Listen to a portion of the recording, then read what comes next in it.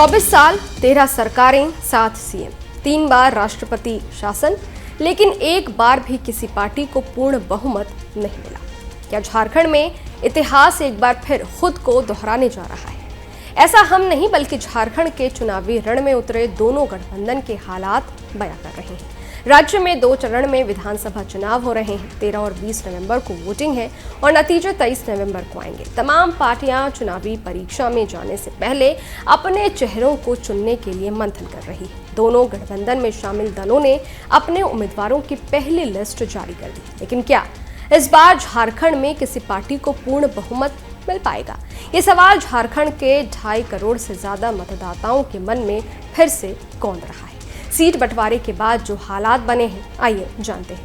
नमस्कार, मैं हूं अदिति शाह और आप देख रहे हैं न्यूज नेशन डिजिटल। राज्य बनने के बाद से अब तक झारखंड विधानसभा के 4 चुनावों में किसी एक दल को पूर्ण बहुमत नहीं मिला है।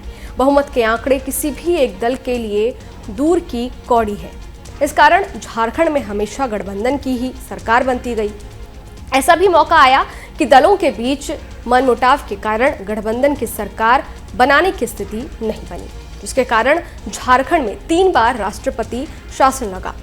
2024 के विधानसभा चुनाव को लेकर अब तक जो स्थिति बन रही है, उसमें फिर इतिहास दोहराए जाने की संभावना है। इंडिया और एनडीए गठबंधन में शामिल किसी एक दल को पूर्ण बहुमत का आंकड़ा मिलता नहीं दिख रहा है। 81 सदस्यीय विधानसभा में किसी एक दल को बहुमत के लिए 41 सीटों का आंकड़ा मिलना जरूरी है।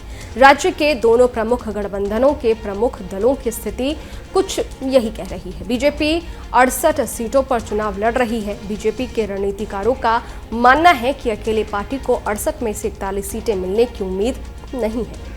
इसी तरह इंडिया गठबंधन की प्रमुख पार्टी जेएमएम पिछली बार 41 सीटों पर ही चुनाव लड़ पाई थी। इस बार इसमें 1-2 सीटें और कम होने की संभावना है। इस स्थिति में जेएमएम 40 से 41 सीटों पर ही चुनाव लड़ने जा रही है। फिर उसे बहुमत के लिए जरूरी 41 सीटों का आंकड़ा मिलना संभव नहीं है। राज्य में 3 बार ऐसे भी मौके आए जब आपस में मिलकर पार्टियां सरकार बनाने के लिए जरूरी बहुमत का आंकड़ा नहीं जुटा सकी। इस कारण 3 बार राज्य में राष्ट्रपति शासन लगाना पड़ा।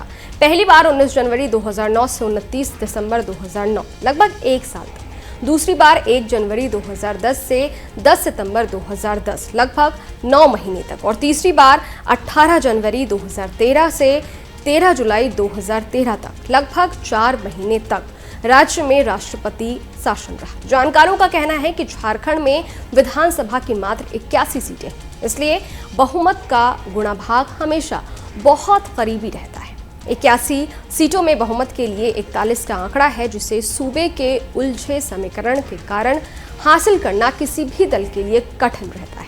वरिष्ठ पत्रकार प्रियराग वर्मा की माने तो झारखंड के विभिन्न हिस्सों में अलग अलग दबाव वर्ग है, जिसका असर चुनावी नतीजों पर पड़ता है। झारखंड की सीमा 5 राज्यों से लगी हुई है: उत्तर प्रदेश, बिहार, छत्तीसगढ़, उड़ीसा और पश्चिम बंगाल। हर क्षेत्र की भाषा अलग है। कहीं भोजपुरी बोली जाती है, कहीं मुंडारी तो कहीं खोटा और बंगला या उड़िया।